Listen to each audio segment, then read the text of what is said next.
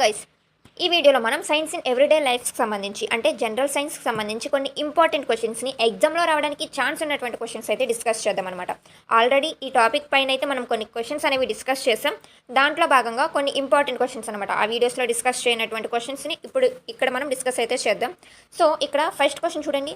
Which physical quantity remains unchanged when light travels from the one medium to another?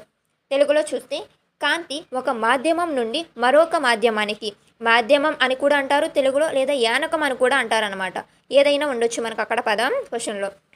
ప్రయాణించినప్పుడు ఏ భౌతిక పరిమాణం మారకుండా ఉంటుంది?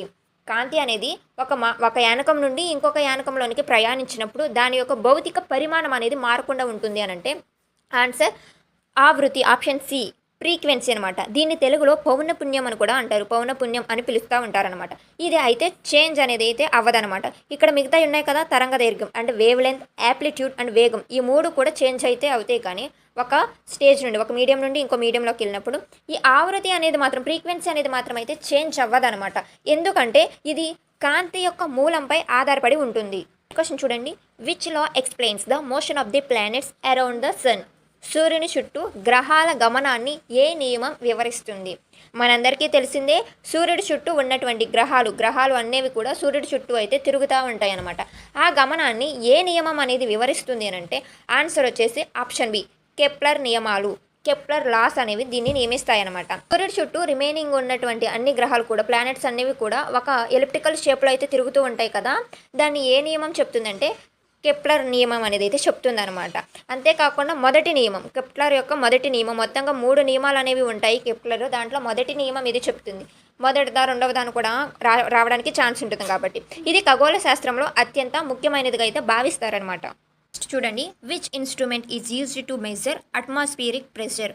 వాయుమండల పీడనాన్ని కొలవడానికి ఏ పరికరాన్ని ఉపయోగిస్తారు? Answer barometer. ఈ క్వశ్చన్ అనేది ప్రీవియస్ ఇయర్ క్వశ్చన్ పేపర్స్లో 3 సెట్స్లో అయితే అడగడం అనేది అయితే జరిగిందనమాట. బాగా రిపీట్ అయినటువంటి క్వశ్చన్. దీన్ని 1643వ సంవత్సరంలో ఇటలీ దేశానికి చెందినటువంటి భౌతిక మరియు గణిత శాస్త్రజ్ఞుడు అయినటువంటి ఎవాంజెలిస్టా టొరిసెల్లి అని అయితే కనుగొన్నారు. ఎవాంజెలిస్టా టొరిసెల్లి అనే శాస్త్రవేత్త, ఇతడు ఇటలీకి చెందినటువంటి శాస్త్రవేత్త అనమాట. ఫిజిషియన్ అండ్ మ్యాథమెటిషియన్ కూడా. 1643లో అయితే దీన్ని కనుగొనడం జరిగింది. Next, the escape velocity on earth is approximately? భూమిపై విముక్తి వేగం లేదా పలాయన వేగం అని అయితే అంటారనమాట. ఈ పలాయన వేగం ఎంత అనంటే ఆన్సర్ 11.2 కిలోమీటర్స్ పర్ సెకండ్.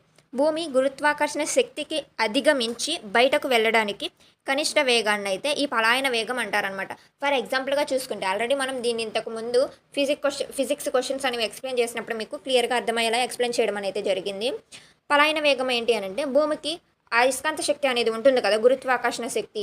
ఏదైనా వస్తువుని మనం గాల్లోకి ఎగరవేసినప్పుడు అది గాల్లోనే ఉండకుండా ఎందుకు కింద పడిపోతుంది అని అంటే మనందరికీ తెలుసు, భూమికి అయస్కాంత శక్తి అనేది ఉందని.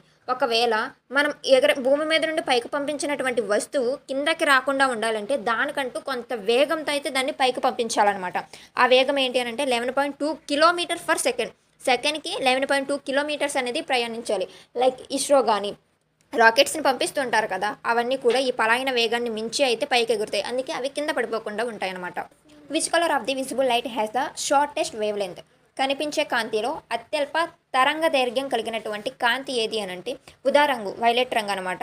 ఇది తక్కువ వేవ్ లెంత్. తరంగ దైర్ఘ్యం అంటే ఏంటి? వేవ్ లెంత్ కదా, తక్కువ వేవ్ లెంత్ అయితే కలిగి ఉంటుంది. మరి ఎక్కువ వేవ్ లెంత్ ఏది కలిగి ఉంటుంది అని అంటే ఎరుపు రంగు అనేది అయితే కలిగి ఉంటుంది అనమాట. ఇది ఎక్కువ వేవ్ లెంత్ కలిగి ఉంటుంది, వైలెట్ తక్కువ వేవ్ లెంత్ కలిగి ఉంటుంది. Which phenomenon explains the blue colour of the sky? ఆకాశం నీలం రంగులో కనిపించడానికి కారణమైన ఘటన ఏది? Answer option C, Rayleigh scattering, Rayleigh వికిరణం అనమాట, లేదా స్కాటరింగ్ ఆఫ్ ది లైట్ అని కూడా మీకు ఆప్షన్స్లో ఉండొచ్చు. What is the SI unit of electric capacitance? విద్యుత్ దారిత్వం యొక్క ఎస్ఐ పరిమాణం ఏమిటి అంటే ఫ్యారడ్స్లో అయితే కొలుస్తారు. దీనికి ఒక ఫార్ములా ఉంటుందిగా, C is equal to Q by V. C అంటే ఏంటి? కెపాసిటెన్స్, దీన్ని ఫ్యారడ్లో అయితే కొలుస్తారు. క్యూ అంటే ఏంటి? ఛార్జ్ అనమాట, దీన్ని కులుమ్స్లో అయితే కొలవడం అయితే జరుగుతుంది. వి అంటే ఏంటి? వోల్టేజ్, దీన్ని వోల్ట్స్లో అయితే కొలుగుతారనమాట. To which particle has no electric charge? విద్యుత్ ఆవేశం లేని కణం. ఆన్సర్ న్యూట్రాన్ అనమాట. ఈ న్యూట్రాన్‌కి పాజిటివ్ చార్జెస్ కానీ, నెగెటివ్ చార్జెస్ కానీ ఉండవు. పాజిటివ్ చార్జెస్ అంటే ఏంటి? ధనాత్మకం అంటారు తెలుగులో. నెగెటివ్ చార్జెస్‌ని రుణాత్మకం అని అయితే పిలుస్తాం కదా! ఇవి 2 ఏమీ ఉండదనమాట. ఇది న్యూట్రల్‌గా తటస్థంగా అయితే ఉంటుంది. న్యూట్రల్‌గా అయితే ఉంటుంది న్యూట్రాన్స్‌కనేది. సో, ఇది రుణ ఆవేశం అయితే కలిగి ఉండదనమాట. దీంట్లో పాజిటివ్ లేదు, నెగెటివ్ లేనప్పుడు ఏ చార్జెస్ అనేవి రుణ ఆవేశం కలిగి ఉండదు. Next question. The working principle of the transformer is based on. Transformer పనిచేసే సూత్రం ఏది? ఆన్సర్ వచ్చేసి ఆప్షన్ బి అనమాట. ఎలక్ట్రోమాగ్నెటిక్ ఇండక్షన్, విద్యుత్ అయస్కాంత ప్రేరణ అనమాట. ఈ ట్రాన్స్ఫార్మర్లో కరెంట్ అనేది ఒక కాయిల్లో నుండి మరో కాయిల్లోకి ప్రవహించేటప్పుడు అనమాట విద్యుత్ ప్రవాహం వల్ల కొత్త విద్యుత్ అనేది ఉత్పత్తి అవుతుంది. ఇదే ట్రాన్స్ఫార్మర్లో పనిచేసేటువంటి సూత్రం అనమాట. మనం ఏసీ అండ్ డీసీ కరెంటర్స్ మనకు తెలుసు. Alternate current and direct current అనేది మనకు తెలుసు. ఈ ట్రాన్స్ఫార్మర్ ప్రిన్సిపల్ అనేది ఎక్కువగా ఆల్టర్నేట్ కరెంటర్లోనే ఉపయోగిస్తారు. డీసీ కరెంట్లో అయితే ఉపయోగించడం జరగదు. Mirror is used a rear view mirror in vehicles. వాహనాల్లో రియర్ వ్యూ మిర్రర్గా ఏ అద్దాన్ని ఉపయోగిస్తారు అనంటే answer option C, convex mirror. దీన్ని ఉత్తల అద్దం అంటారు లేదా కుంభాకార అని కూడా పిలుస్తారనమాట. కుంభాకార అద్దం అని కూడా పిలుస్తారు. మరి కాన్కేవ్ మిర్రర్ని తెలుగులో ఏమంటారంటే పుట్టాకార దర్పణం అంటారనమాట. తెలుగులో ఏంటంటే మనకు 2, 3 పేర్లు అనేవి బాగా ఉపయోగిస్తామంటారు. అందుకనే మనకి ఈ పేర్లు తెలుసుకోవడం ఇంపార్టెంట్. పర్టికులర్గా ఎవరైతే తెలుగు మీడియం అభ్యర్థులు ఉన్నారో వాళ్ళు 2 రకాల పేర్లను తెలుసుకోవడానికి ట్రై చేయండి. Next, which gas is mainly responsible for acid rain. ఆమ్ల వర్షాలకు ప్రధాన కారణమైన వాయువు ఏదంటే సల్ఫర్ డయాక్సైడ్ అనమాట. ఈ ముఖ్యంగా ఫ్యాక్టరీల మరియు వాహనాల నుండి విడుదలయ్యే ఈ సల్ఫర్ డయాక్సైడ్ అనేది వాయుమండలంలో అయితే నీటి ఆవిరితో కలిసి అంటే వాటర్ వేపర్తో కలిసి ఈ సల్ఫ్యూరిక్ ఆమ్లాన్ని ఏర్పరుస్తుంది. దీనివల్ల ఆమ్ల వర్షాలు కురుస్తాయి అన్నమాట. Next, the pH value of neutral solution is. తటస్థ ద్రావణ యొక్క pH విలువ ఎంత? 7 అనమాట. ఈ తటస్థ ద్రావణం అంటే మనకి pH స్కేల్ ఇలా ఉంటుంది కదా, 7 దగ్గర ఉన్నది న్యూట్రల్ స్టేజ్ అనమాట. 7 కరెక్ట్గా దీన్ని న్యూట్రల్ సొల్యూషన్ అంటారు. ఇంకంతే కాకుండా 7 కంటే తక్కువ అయితే దాన్ని ఏంటో యాసిడ్స్ అంటారు. 7 కన్నా ఎక్కువ అయితే ఏమంటారంటే బేసెస్ అని అయితే అంటారు. యాసిడ్స్ అంటే ఆమ్లాలు తెలుగులో, బేసెస్ అంటే క్షారాలు అనమాట. ఇక్కడ కరెక్ట్గా మనకి 7 pH వాల్యూ ఉండేది ఏంటిది? స్వచ్ఛమైన నీరు అనమాట. నీరు pH వాల్యూ కూడా 7 ఉంటుంది. అండ్ ముఖ్యంగా బ్లడ్ pH వాల్యూ ఎంత అన్నదైతే క్వశ్చన్స్ రావడానికి ఛాన్స్ ఉంటుంది. సో బ్లడ్ యొక్క pH వాల్యూ మీరు ఆన్సర్ చేయండి. Which metal is extracted from bauxite ore. Bauxite ఖనిజం నుండి ఏ లోహాన్ని పొందుతారు? సో ఫస్ట్ వచ్చేసి బాక్సైట్ నుండి అయితే అల్యూమినియం ఆక్సైడ్ అయితే తీస్తారనమాట. అల్యూమినియం ఆక్సైడ్ అయితే తీయడం జరుగుతుంది. తర్వాత ఎలక్ట్రాలిసిస్ ప్రాసెస్ ద్వారా ప్యూర్ శుద్ధమైనటువంటి అల్యూమినియం అయితే తయారు చేస్తారనమాట. సో ఆన్సర్ వచ్చేసి ఆప్షన్ సి, డైరెక్ట్గా ప్రాసెస్ అయినదైతే ఇది. ఆన్సర్ అయితే అల్యూమినియం మనం. Next, which metal is known as king of chemicals. రసాయనాల రాజుగా ఏ పదార్థాన్ని పిలుస్తారని మనం ఆల్రెడీ డిస్కస్ చేసాం. ఆన్సర్ ఆప్షన్ బి, సల్ఫ్యూరిక్ ఆమ్లం అనమాట. ఎందుకంటే ఎక్కువగా ఇండస్ట్రీస్లో, పరిశ్రమల్లో, ఫ్యాక్టరీస్లో దీన్ని ఎక్కువగా ఉపయోగిస్తారు. అంతేకాకుండా ఎరువులు, బ్యాటరీలు, రసాయన పరిశ్రమల్లో దీని యొక్క ప్రాముఖ్యత అనేది చాలా ఎక్కువ అనమాట. అందుకే దీన్ని రసాయనాల రాజు అని అయితే పిలుస్తారు. Which gas is used in Haber process of the manufacturing ammonia. Ammonia తయారీలో ఉపయోగించే హాబర్ ప్రక్రియలో ప్రధానంగా ఉపయోగించే వాయువు ఏది? హాబర్ అంటారు లేదా హేబర్ అని కూడా అని పిలుస్తారనమాట. ఈ ప్రక్రియ ద్వారా, ఈ ప్రాసెస్ ద్వారా అయితే అమ్మోనియాని తయారు చేస్తారు. అమ్మోనియా తయారు చేయడానికి అవసరమైనటువంటి వాయువు ఏది అని అయితే అడుగుతున్నాడు. అమ్మోనియా ఫార్ములా ఏంటి? NH3 కదా. దీంట్లో ముఖ్యంగా నైట్రోజన్ వాయువు మరియు హైడ్రోజన్ వాయువు కూడా అయితే ఉంటాయి. ఈ 2 వాయువులను ఉపయోగించి అమ్మోనియాని హేబర్ ప్రాసెస్ ద్వారా తయారు చేస్తారు.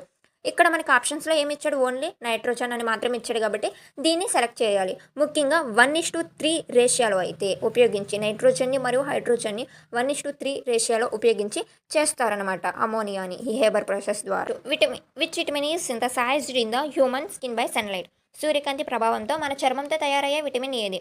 Answer vitamin D. అంటే సూర్యుడు సన్లైట్లోనే ఈ విటమిన్ డి అనేది ఉండదు. ఈ సన్లైట్ ఎప్పుడైతే మన శరీరంపై పడుతుందో మన శరీరమే సహజంగా ఈ విటమిన్ డి అనేదాన్ని ప్రొడ్యూస్ చేసుకుంటున్నారు. Which element has the highest electronegativity. అత్యధిక విద్యుదాకర్షక గల మూలకం ఏది? విద్యుదాకర్షక గల మూలకం ఏది అంటే ఫ్లోరిన్ అనమాట. ఈ ఫ్లోరిన్ అనేటువంటి పరమాణువు బంధంలోని ఎలక్ట్రాన్లను బలంగా ఆకర్షిస్తుంది. అందువల్ల దీనికి అత్యధిక విద్యుత్ ఆకర్షక అయితే ఉంటుందన్నమాట. What is the chemical formula of washing soda? So మనకు తెలిసింది Na2CO3 10H2O. దీన్ని ఏమని పిలుస్తారు? నార్మల్గా సోడియం కార్బోనేట్ డెకాహైడ్రేట్ అని అయితే పిలుస్తారు. దీన్ని ఎక్కువగా బట్టలు వాష్ చేయడానికి అయితే ఉపయోగిస్తారు. అంతేకాకుండా నీటి యొక్క కాఠిన్యాన్ని, ఆర్డినెస్ని కూడా తగ్గించడానికి అయితే ఉపయోగిస్తారనమాట. Next, which process convert sugar into alcohol. చక్కెరను ఆల్కహాల్‌గా మార్చే ప్రక్రియ ఏంటి అనంటే కిణ్వనం ఫెర్మెంటేషన్ అయితే పిలుస్తారనమాట. ఈ ఫెర్మెంటేషన్ అనే దాన్ని తెలుగులో కిణ్వనం అంటారు. ఈ క్విన ప్రక్రియ ద్వారా అయితే చక్కెర ఆల్కహాల్‌గా అయితే మారడం జరుగుతుంది. Next which nodal which Nobel gas is used in electric bulbs? విద్యుత్ బల్బుల్లో ఉపయోగించే నిష్క్రియ వాయువు ఏది? నిష్క్రియ వాయువు అనంటే ఆర్గాన్ అనమాట. బల్బ్స్ ఉంటాయి కదా! వాటిలో ఉపయోగిస్తారు. ఈ టంగ్స్టన్ ఫిలమెంట్ ఉంటుంది కదా! దీని యొక్క ఇది ఆక్సీకరణ చెందకుండా ఉండడానికో విద్యుత్ బల్బుల్లో ఫిలమెంట్ అనేది ఉంటుంది కదా! అది ఆక్సీకరణ చెందకుండా ఉండడానికైతే ఈ ఆర్గాన్ వాయువుని నింపుతారనమాట. Which blood group is called universal donor? సర్వదాత రక్త గ్రూపుగా ఏ రక్త గ్రూపును పిలుస్తారు అనంటే ఓ నెగిటివ్ అనమాట.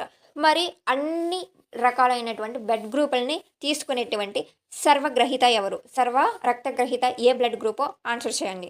Which part of the human brain controls balance and posture? మానవ మెదడులో శరీర సమతుల్యత మరియు భంగిమను నియంత్రించే భాగం ఏది? ఆన్సర్ వచ్చేసి సెరిబెల్లం.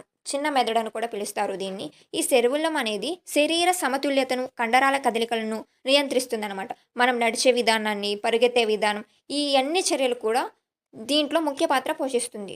ఈ అన్ని చర్యల్లో ఇది ముఖ్య పాత్ర అనేది పోషిస్తుందన్నమాట. Which organ produces insulin in the human body? మన శరీరంలో ఇన్సులిన్‌ని ఉత్పత్తి చేసే అవయవం ఏది అనంటే ప్యాంక్రీస్ అనమాట. దీన్ని క్లోమ గ్రంథి అని కూడా పిలుస్తారు. ముఖ్యంగా క్లోమ గ్రంథి అని పేరుంటుంది. లేదా అగ్నాశయం అని కూడా పిలుస్తారనమాట. ఇది మన శరీరంలో ఇన్సులిన్ అయితే ఉత్పత్తి చేస్తుంది. Power house of the cell కణానికి శక్తి కేంద్రం ఏంటి? మైటోకాండ్రియా. ఈ మైటోకాండ్రియా కణంలో శ్వాసక్రియ ద్వారా ఏటీపీ రూపంలో శక్తిని అయితే ఉత్పత్తి చేస్తుంది. అందువల్ల దీన్ని కణ శక్తి కేంద్రం అని అయితే పిలుస్తారనమాట. Which disease is caused by the deficiency of the vitamin C? Vitamin C లోపం వల్ల వచ్చే వ్యాధి ఏంటి? స్కర్వీ. ఈ స్కర్వీ వ్యాధి విటమిన్ సి లోపం వల్ల అయితే వస్తుందన్నమాట. దీనివల్ల దంతాల నుండి రక్తస్రావం, బలహీనత వంటి లక్షణాలు అనేవి కనిపిస్తాయి. Next what is the normal chromosome number in human beings? మనుషుల్లో సాధారణ క్రోమోజోముల సంఖ్య ఎంత అనంటే ఆన్సర్ 46 అనమాట. ఇక్కడ ఎందుకంటే క్రోమోజోముల సంఖ్య అడిగాడు కాబట్టి 46 అని చెప్పాం. జతలు అడగలేదు. 23 జతలు అయితే ఉంటాయి అనమాట. 2 చొప్పున మొత్తం 46. ఇక్కడ జత అని అడగలేదు కాబట్టి మనం డైరెక్ట్గా 46 అనేది తీసుకోవడం జరిగింది. వీటిలో జన్యు సమాచారం అనేది ఒక తరం నుండి ఇంకో తరానికి జన్యుపరమైనటువంటి సమాచారం అనేది అయితే ఈ క్రోమోజోమ్స్లో నిక్షిప్తమై ఉంటుంది. Micro organism is used in curd formation. పెరుగు తయారీలో ఉపయోగించే సూక్ష్మజీవి ఏది అని అంటే లాక్టోబాసిల్లస్ బ్యాక్టీరియా. Option C. దీనివల్ల పాలు పెరుగుగా మారడానికి సహాయపడుతుంది ఈ బ్యాక్టీరియా అనేది. Which pigment is responsible for the photosynthesis in plant? మొక్కల్లో కిరణజన్య సంయోగ క్రియకు కారణమైన వర్ణ ద్రవ్యం ఏది అని అంటే క్లోరోఫిల్ అనమాట. క్లోరోఫిల్ అనేది సూర్యుని యొక్క కాంతిని గ్రహించి ఆహార తయారీ ప్రక్రియలో కిరణజన్య సంయోగ క్రియను నిర్వహిస్తుంది. Which ecosystem has the highest biodiversity? అత్యధిక జీవ వైవిధ్యం కలిగిన పర్యావరణ వ్యవస్థ ఏది అంటే ట్రాపికల్ రైన్ ఫారెస్ట్. ఉష్ణమండల వర్షారణ్యం అనే దాంట్లో ఎక్కువ జీవ వైవిధ్యం అనేది కలిగి ఉండే పర్యావరణ వ్యవస్థ అనమాట. ఈ ఉష్ణమండల ముఖ్యంగా ఈ ప్రాంతాల్లో అధిక వర్షపాతం మరియు అనుకూలమైనటువంటి వాతావరణం ఉండడం వల్ల అనేక రకాల మొక్కలు, జంతువులు అనేవి కనిపిస్తూ ఉంటాయి.